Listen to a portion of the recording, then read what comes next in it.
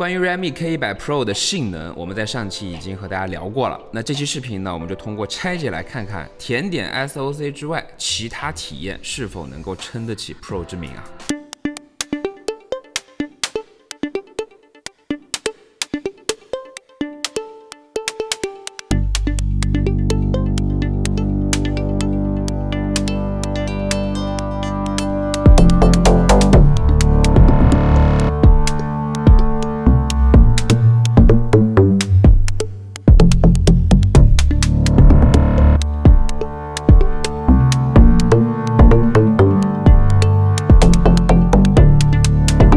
第一步，关机后取出卡托，双卡背靠背放置，卡托材质呢为金属加塑料，内侧有防尘防水的胶圈。第二步，拆卸后盖，加热后酒精配合拆卸片划开粘胶，分离后盖。后盖呢为玻璃材质 ，Deco 采用铝合金打造，拼接玻璃镜片呢能够保证此区域的抗磨耐滑性能。来到后盖内侧 ，Deco 区域添加黑色塑料内衬保护，内衬通过粘胶加5颗螺丝的方式固定在后盖上。防尘密闭泡棉分布在3颗后摄以及后置麦克风收声孔四周，收声孔内配备有白色防水透气膜。后盖下方电池的对应位置呢贴有缓冲泡棉。第三步，拆卸主板，传统3段式结构，除4周常规粘胶外 ，Realme 还在主板区域添加了多处额外点胶，来加强整机的密闭性和结构强度。散热方面，一片超大尺寸的散热膜从顶部扬声器位置穿过主板和电池，一路向下延伸到了底部扬声器区域，中间基本将电池完全覆盖。散热膜的面积呢接近6100平方毫米，因为大尺寸金属 Deco 的影响 ，NFC 线圈呢设计在了无线充电线圈的上方，位置呢稍微有些靠下，下方是支持50瓦功率的无线充电线圈，同时具备22.5瓦的无线反充。卸下主板区域的所有螺丝，打开盖板，注意内部还有排线连接，挑开后即可分离盖板。盖板材质为金属加塑料，正面粘有2条 FPC 天线和闪光灯排线，排线上集成有后置麦克风、后置环境光传感器、1颗闪光灯灯珠以及用于万能遥控的红外发射器。再往右就是集成在主板盖板上的顶部扬声器了，顶扬呢来自 AAC 瑞声科技，规格呢为米系常用的1115F。由于音腔尺寸给的足够大，内部也就没有再添加 N-Bass 声学增强材料的必要了。那来到主板盖板内侧，前摄和底部接口对应位置配备压紧填充泡棉，顶扬和镜头接口使用包裹泡棉的导电布保护。回到主体部分前摄位置覆盖散热膜，提高自拍和视频通话时的散热表现。散热膜下方呢还有铜箔延伸到超广角镜头底部，铜箔同样出现在主板的屏蔽罩上，用来改善电磁屏蔽和辅助散热。挑开2个电池接口进行断电，随后挑开主板上的所有接口，取出所有摄像头。所有镜头中只有直立长焦配备了金属防滚架。那来到镜头背面，前摄覆盖散热膜，主摄和直立长焦上呢贴有铜箔。摄像头详细参数大家直接看图。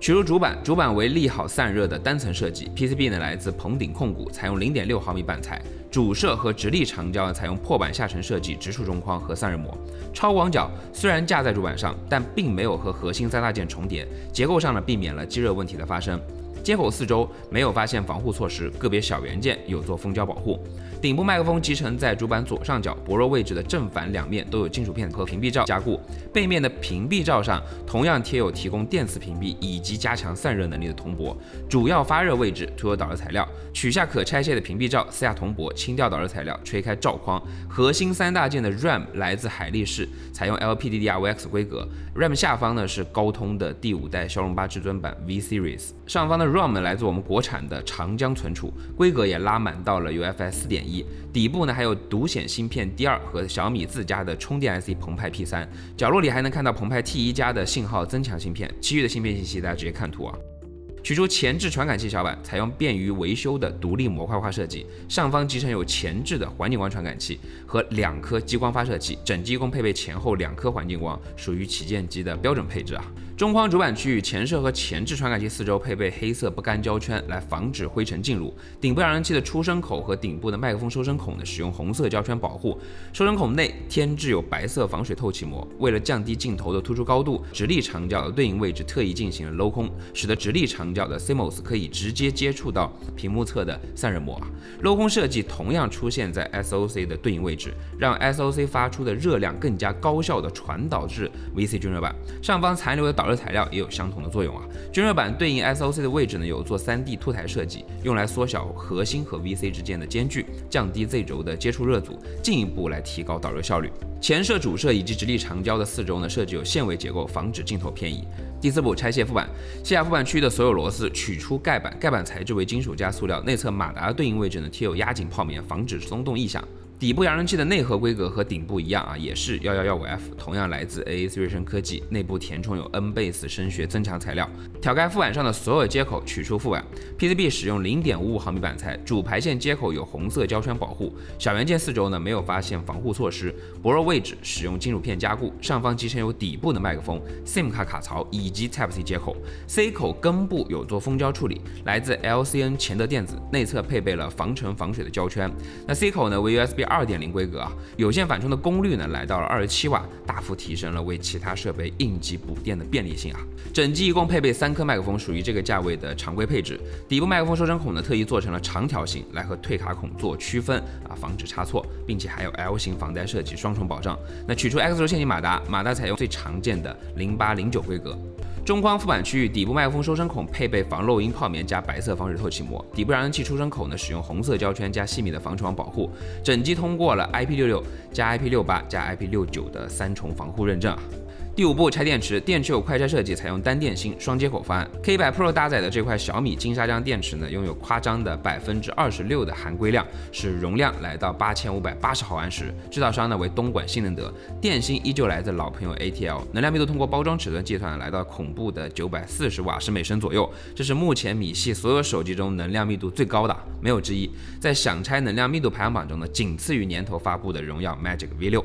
电池保护板顶部贴有一片缓冲胶条，强化电池的抗跌落能力。撕下保护板上的绝缘贴纸，保护板呢采用 SIP 系统级封装，内部集成有小米自家电池管理芯片澎湃 G2，还有 CPAC 工艺，通过 Z 轴立体堆叠保护板，为电芯释放更多空间，进一步提升电池的容量。包装内附带有100瓦快充头，实测峰值功率呢是82.6瓦，1到100充电用时60分钟，同时兼容100瓦的 PPS 开放标准，进一步提升出门在外的充电便利性啊。还有旁路充电功能，减少边玩边充时的发热问题。最后一步，拆屏幕。加热后酒精配合拆卸片划开粘胶，分离屏幕。屏幕来自华星光电，是一块 LTPS OLED， 表面覆盖康宁大猩猩玻璃 7i， 那使用小米全新的 M11发光材料。最大的感知呢就是亮度啊，实测手动全屏最高接近950尼特。这次小米优化了手动亮度方案，即便关闭自动亮度调节，强光下也能激发全屏亮度，实测可以达到1180多尼特。开启自动亮度后呢，全屏激发亮度可以达到1338尼特。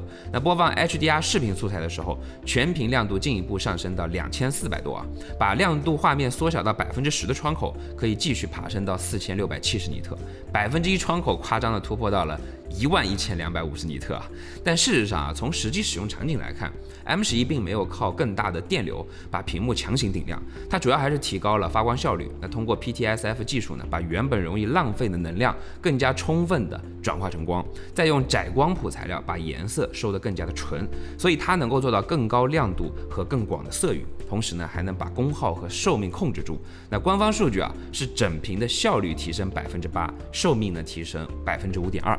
那另外这块屏幕还支持185赫兹的超高刷新率，那单帧间隔呢大约5.4毫秒，设计游戏里快速转身、跟枪和追踪目标时，画面位置更新会更密啊，操作反馈呢也会更连贯。但它不是单靠屏幕就能完成的。游戏帧率、芯片性能、触控和像素响应都要跟上，那否则185赫兹只会停在设置菜单里。那这部分我们在上期已经做过一些实测了。护眼方面，通过全亮度类 DC 调光，减少低亮度下的频闪；原偏振光2.0呢，改善不同握持角度和偏振环境下的观看稳定性。那还有最低1尼特的屏幕亮度啊。那这是硬件层面的迭代，软件方面呢，还根据使用场景做了优化。简单总结啊，就是白天保证看得清，夜间呢又避免过亮刺眼，阅读时尽可能的降低这个屏幕感，还有乘车时减少视觉和身体感受不一致带来的不适感。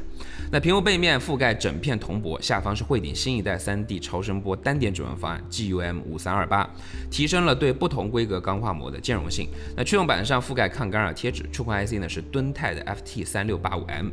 中框上覆盖一片面积为4500多平方毫米的散热膜，那注意左上角的这块是没有石墨层的，所以也不会参与到散热中来。那这么做是为了避免 SOC 发出热量直接传导至屏幕，形成局部的高温，影响使用体验。CR 散热膜可以看到 SOC 对应位置有下沉的设计，那这也是相同的作用啊。VC 呢是5200多平方毫米的不锈钢循环冷泵，指纹模组和 DDIC 对应位置贴有缓冲泡棉，机身右下角还有一片白色防水透气膜，撕下后就能看到平衡手机内外气压的泄压孔。那泄压孔通向底部扬声器出声口最左侧的这个洞啊，同样有做 L 型的防呆设计。最后的中框总成啊，边框和内框均为铝合金材质，那包裹式的圆润边框呢，让手机握起来也会更加的舒适啊。好了，拆解就到这里。整机有3种共22颗螺丝。那拆完 Realme K100 Pro， 我更愿意把它看成一次很现实的产品取舍。那现在手机的物料成本和整机售价都在往上走。那如果继续追逐下一颗更贵的最新的旗舰芯片，那最后一定会反映到消费者的购机价格里面。